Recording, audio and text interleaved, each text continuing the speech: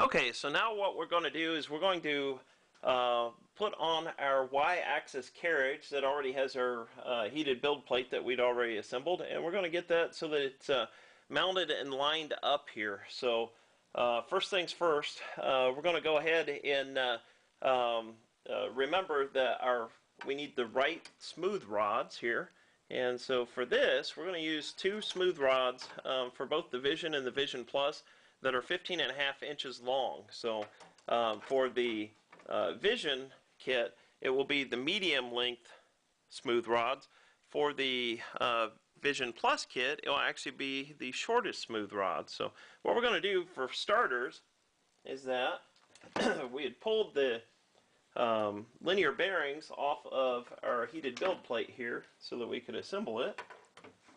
And now what we're going to do is we're going to actually put those back on there because it was easiest to assemble the smooth rod with the bearings on there. And so what we're going to do is we're just going to slide those in here, and I'm going to actually slide the first bearing all the way through the holder and everything. And so that will slide easy enough.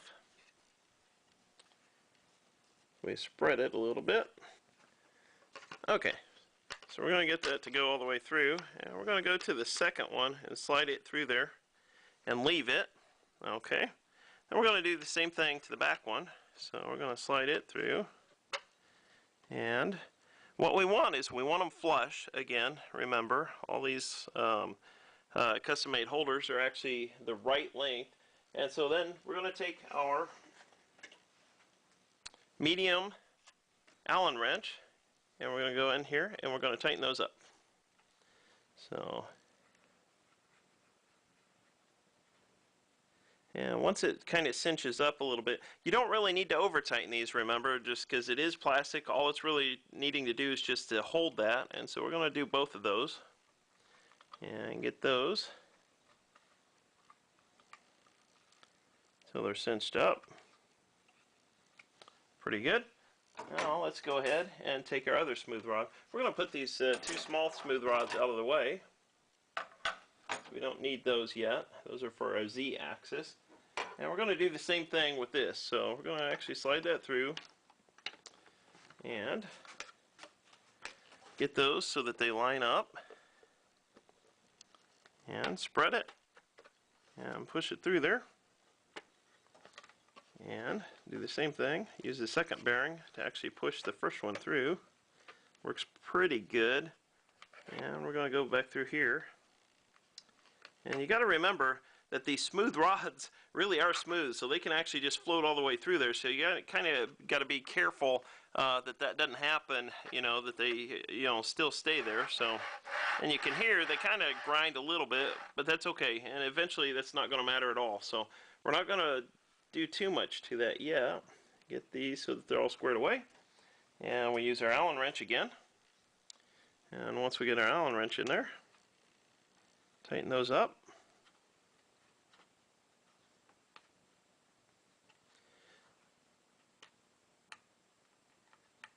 Now when you put this onto the printer, it's important to realize you got to get that so that it seats into the nut trap. It's important that you realize that when you install it on the printer, which way is front and which way is backwards. So in this case, we're going to have it so that the Vision printer, the Vision on the sidewalls are toward the front, or what we will call the front. Some people like to run their machines backwards. And so make sure those all get seated into the nut traps pretty good. And as soon as that happens, call that done. Okay, now what we're going to do, keep these about the same length, and what we're going to do is we're going to try and flip this over so that the wires from the heated build plate are towards the back. And then what we're also going to try and do is we're going to try and fish these into the holes there. So if you look, try and get that so that you can see that. And we still want these to be loose, so if you need to, loosen them up quite a bit. And that way it gives you a little bit of play, because last thing we want to do is actually to pinch these by pulling them in or trying to push them back out. So what we're going to do is try and get this into there. And so long as it's underneath there, that's mainly what we're worried about. Get that over on the other side, and this is actually going to feed underneath all of that. Okay. So take our bar clamp, and first things first, let's just get one of them tightened up a little bit. And the reason that you would kind of want to tighten it a little bit is so that these smooth rods don't actually feed through there. Okay, so now what we're actually looking to do is to get this so that it's centered. So we're going to have to move it over a little bit and just kind of eyeball it for now. And then this one looks like it isn't over, it's over too far. So let's move this. And right now we don't really want the nuts to contact anything. We're just trying to get this so that it lines up. So get that in here. And we're still going to need these smooth rods to be able to move backwards and forwards, because we got to line up the back parts too. So anyway, with that, we can tighten these up a little bit. You can, if you want to, you can go ahead and you can take your calipers and try and measure, like from the head to there, 37.7 inches or 37.7 millimeters. So it needs to go over a little bit that way. So so it looks like maybe about 4 millimeters or so would do it. So let's try and move this. And okay, so we're going to call that good enough for now. Okay, all it is just to kind of give us a general location. Now what we're going to do, we are most concerned with the back corner there. So let's turn that around, and we're not even going to worry about this one yet. So raise it up a little bit, get this one so that it's out of the way. And then this one is the one we're concerned with because we want it to line up first. So you got to kind of pull it a little bit. And if you look, there is almost exact distance between these. The bar clamp will actually stick out a little bit further, so that way it kind of helps you, judge how far it should be over. And so what we're going to try and get, let's do number 4 here also. And if you can keep this one still while moving only this one, that's what you're looking for. So move the bar clamp far enough over.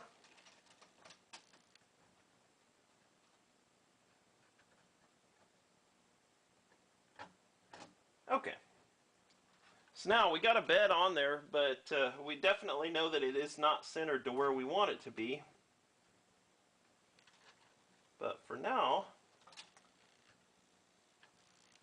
it's on there. Okay, so what we're going to try and do now is try and get it centered both sideways in the middle of the frame, but we're also going to try and square up just one side of this. And we're going to only mount one side first and leave the other side with the bar clamps totally out there. We don't really care about that. So let's go ahead and see where we are as far as this gap between the two. Okay, so for now, what we're going to try and do is we're going to measure this gap in here on both sides. The truth is, it doesn't have to be totally exact, but we want it to kind of look that way. So anyway, what we're going to do, we could measure the bar in between here. The problem is there isn't enough space to measure this without it hitting on both sides. So let's go ahead and measure it on this side and see where we're at. And if you're just going to take the corners of each one, and if you want, you can go ahead and put some blue tape on here. Okay, so now we're going to measure the back also. See if we can get this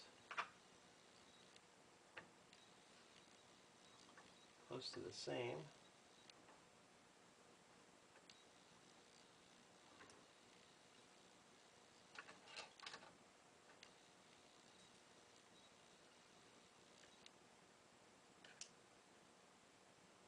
That's actually pretty good.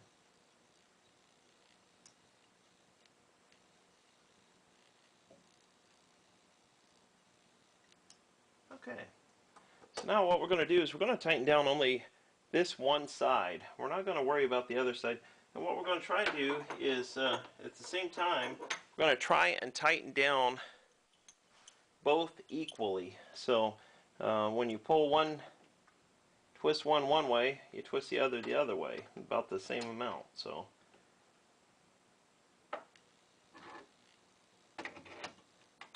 And we can always measure it later. Okay, you don't want it super tight. One thing we do want is that we want that rod pushed back through there. So let's loosen it just enough to do that.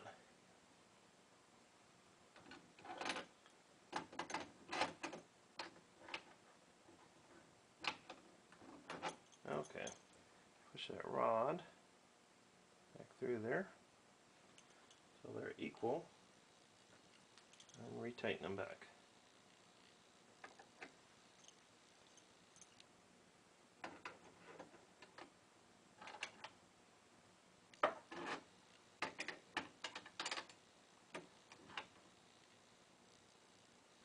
Okay, so now we got one corner fastened down, and what we're going to try and do, always try and keep these rods about in the middle there so they don't slip out.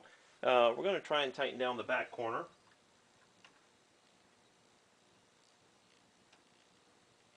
Just kind of finger tighten it for now. Okay, now let's go back through and measure both sides again, because they always give a little bit. Okay, and do the same the back side here.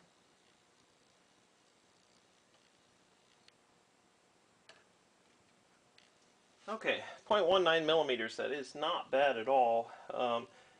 And so what we want to do is probably bias it a little bit that way. So I'm just going to tighten up just this one side just a little bit.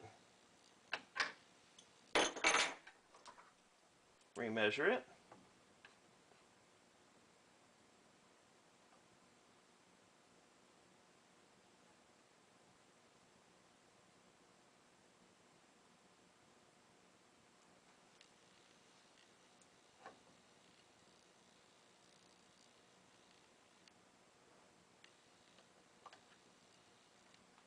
That's pretty good. So we're going to tighten up both the front and the back of one side first. I mean, you could have started on the other side too. It's personal preference, I guess. Okay, and so that way, one side is tight, the other side is totally loose right now. So as this would go back and forth, the rod would probably follow it. But anyway, that's what we're going to now do is we're going to move the carriage pretty far forward, and we're going to actually just finger tighten these.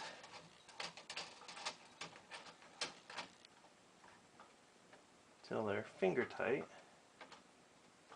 And we can move it even farther forward if you have a table to actually take it over the edge. I'll loosen it again. Move it all the way forward. Oh no. Okay, yeah, move it all the way, actually it's all the way rearward, technically. And we're going to finger tighten this.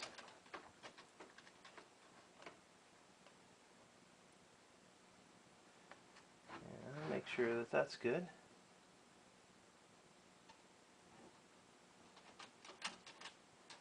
Do it again. And we're going to finger tighten these.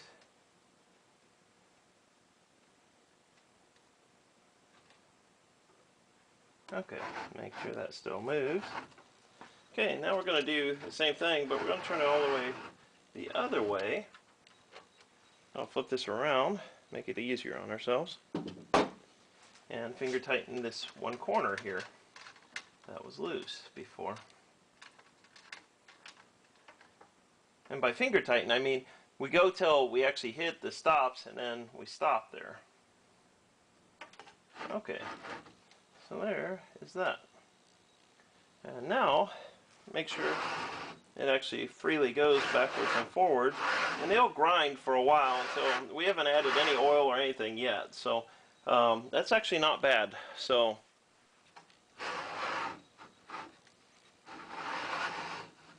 Just want to, right now, just make sure that it actually freely goes and it's not really pinching up or anything.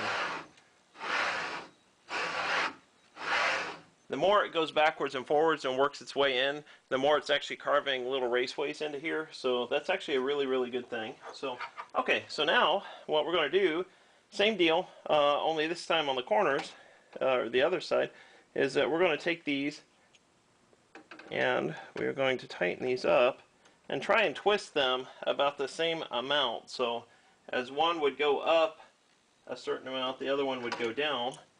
And we're going to recheck it here in a minute just to make sure nothing has seemed to have changed. Okay, so that's pretty tight. Make sure this still will go. Good deal. Flip it around again. And now let's make sure this hasn't given. Nope. Okay. Same deal.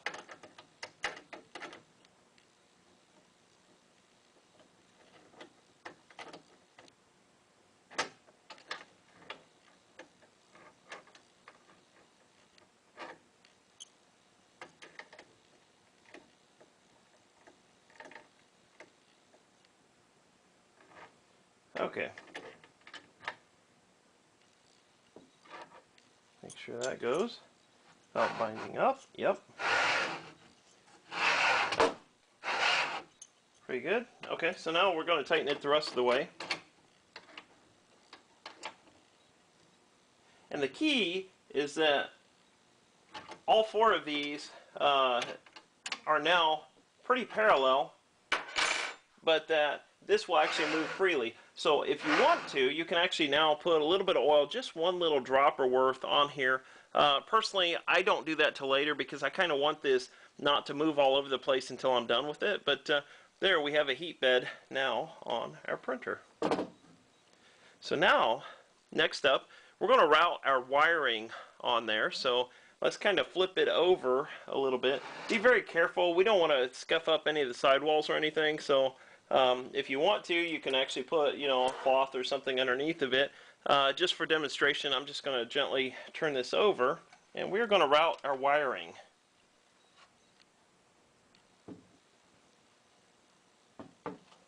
Okay. And later, when we get the motor mounted on here, we're going to mount this also. And so next up is going to be routing the wiring, and then after routing the wiring, we're going to put this on there. So we can go ahead and just kind of flip this around, get it out of the way for now. The wiring has to go underneath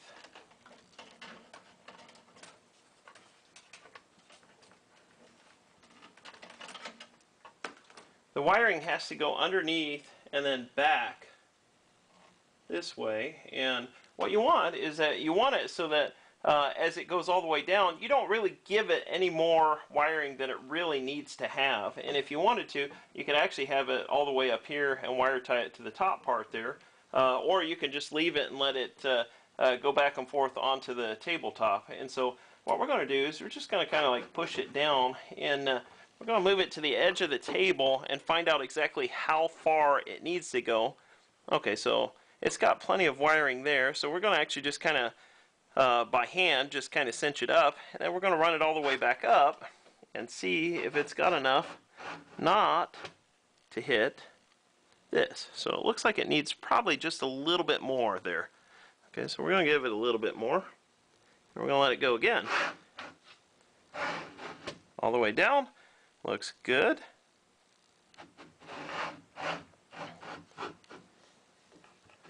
And all the way back up, and it doesn't hit, so that's a really good thing.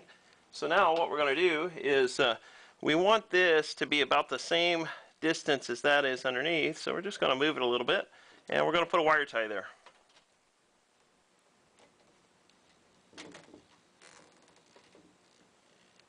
And make sure that the head's out of the way. I'm going to do it crisscross here. And that way, that wiring is done. So, and then if we want to, we can actually, go ahead and we can wire it over here, and that will keep it sort of out of the way, And so let's put a wire tie there.